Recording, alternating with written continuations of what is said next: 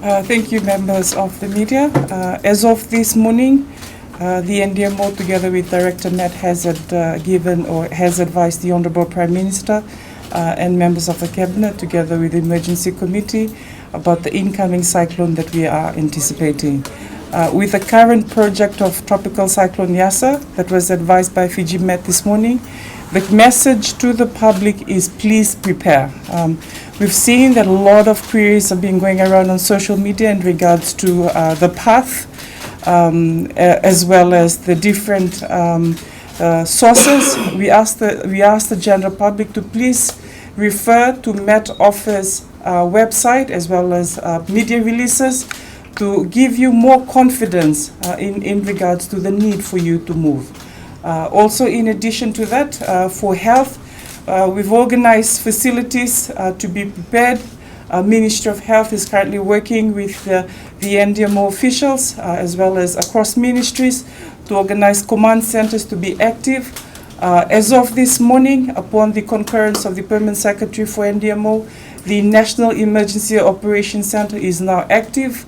In addition to that, the Divisional Emergency Operations Center is also now active, and the District Emergency Operations Center is also now active. For education, as per advised by the Permanent Secretary for Education, all schools as well as exams will cease from today. So from tomorrow there will be no more school, including studies, or all exams will be pushed to a later date as we anticipate the arrival of TC Yasa. For civil service, it is at the discretion of the permanent secretaries to send their officers home to prepare for the cyclone. In addition to that, the message that the Honourable Prime Minister had alluded yesterday in regards to preparation, we cannot reiterate that more and re-emphasize the need for people to please tie down your homes, stock up on dry food, stock up on fresh water, and ensure the safetyness of your children. Do not try and cross any flooded river or any flooded walkway, and minimize movement, minimize movement as the weather starts to change. As you can see, and again, as advised by Director Met, as of midday today, weather will start changing. We can all see that that is now happening. So we ask the general public, more rain will come. More rain will come. And if you need to move to an evacuation center, we are pleading that you move before it gets dark. The evacuation center for the Northern Division as well as the Western Division, all evacuation center for Northern and Western is now open. For Central and Eastern, for the Central Division, majority of it is open. We're just waiting for 2 more confirmation to come in to confirm that evacuation center are now open. The government is taking proactive measures to open the evacuation center for our residents, for the public to move. If you know that your house cannot withstand any strong winds, let alone a Cat 5 cyclone that is on our way, please take yourself and your children and your valuable asset to the evacuation center. The Fiji military forces as well as the RFMF are on standby to assist citizens if needed to move to these evacuation centers. That was what we had briefed the Honourable Prime Minister as well as members of Cabinet this morning. We'll take questions if there's any. When you tell people that they should assess if their homes can withstand strong winds or Category 5 cyclone, please specify what you mean. Yeah. What does that mean for the ordinary person? How strong is this monsoon cyclone? Okay, so that is also part of the publications that we have been pushed out. For Category 4, as of when it enters the Fiji water, it is making its way. We anticipate the wind to be above 200 kilometers per hour.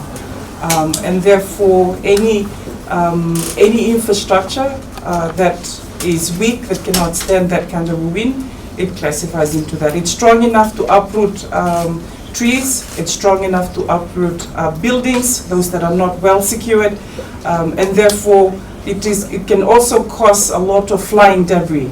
It's strong enough to incur that kind of damage. So we're asking the public, if you have lying debris around your house, please tie them down, trim tree branches to ensure that it does not land on top of your house. Again, the wind that we're anticipating is also strong enough to uproot trees. And for that reason, the NDMO, together with the Met Office, will be publishing the intensity of Cat 5 and the ability of what it can do to our assets, as well as it helps us prepare for this cyclone. What was discussed in the briefing this morning? I know the Minister for Housing, Local Government and Informal Settlements was there. Were there specific discussions on how we're going to help these informal settlements? Any plans for something particularly like mass evacuations of these very vulnerable informal settlements? Because considering the path, Suva, and there's a lot of these informal settlements around very weak structures. So as discussed with Ministry of Local Government and confirmed by Minister for Local Government, letters have been issued to municipal councils to activate their emergency operation measures. Part of that measures is informing developers about bringing down their development or their equipment, construction equipments, for the safetyness of those that surrounds all the neighbors. In addition to that, for informal sectors, we're also analyzing as we go along, which is why I've also mentioned the reason why we've opened the evacuation center now is to allow people to move. The onus is on the individual who owns the house. We are asking you, we cannot come in by force. We are asking you, you know your house. If you know that your house cannot withstand this wind, the evacuation center is there for you. Please move to the evacuation center before it gets dark.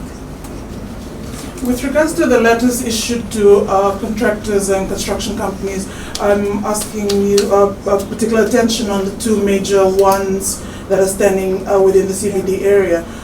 When did you issue those notices? Have they responded? What happens if they don't? Okay, so for that, that's under the responsibility for Ministry of Local Government. As part of the emergency plans, those letters were issued. That question would then be for Ministry of Local Government should they not move. But I doubt that's going to happen. That grade will come down before Cat 5 hits us tomorrow. What will it take for us at this level to escalate it to like we did with Harold, a temporary restriction of movement? That is currently under discussion. As of when the Cabinet approves, we will then make a statement on that. What will it look like, a restriction of movement?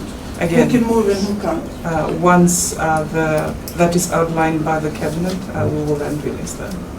Looking at the wind gas at this stage, can you confirm that the destructive measures will be more severe than that of TC Winston?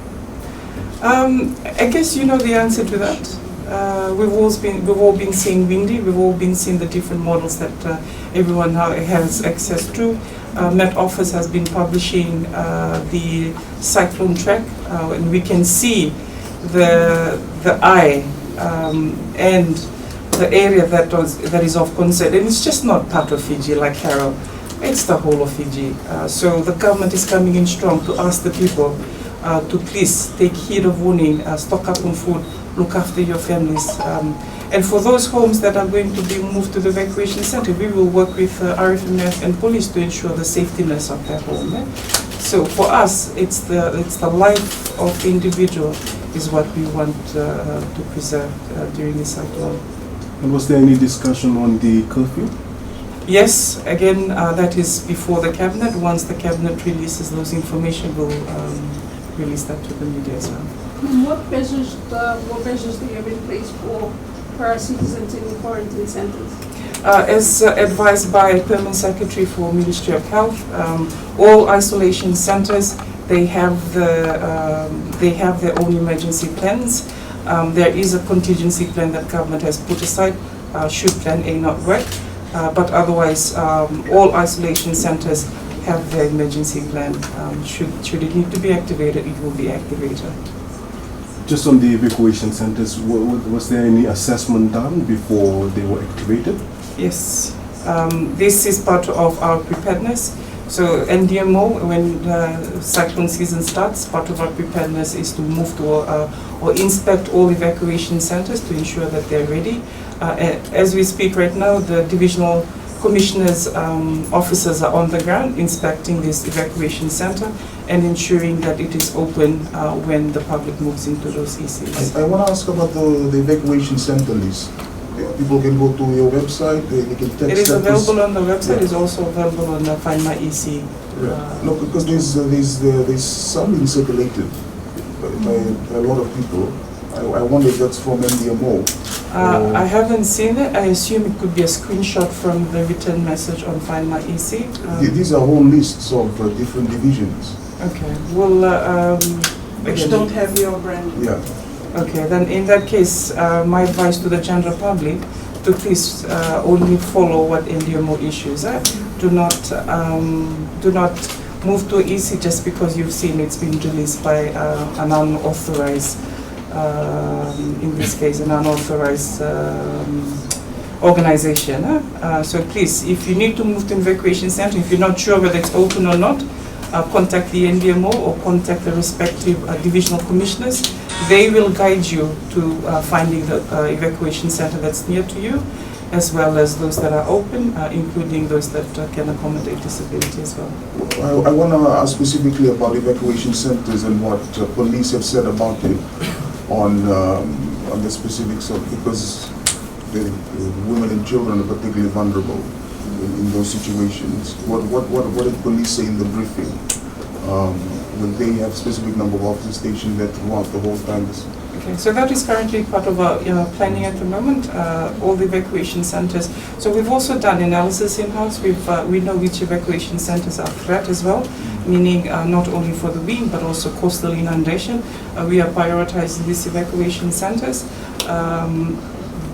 In distribution of manpower as well as government asset, it will eventuate once we get confirmation from not only Met Office but also from the divisional commissioners on the ground about the infrastructure that are in place.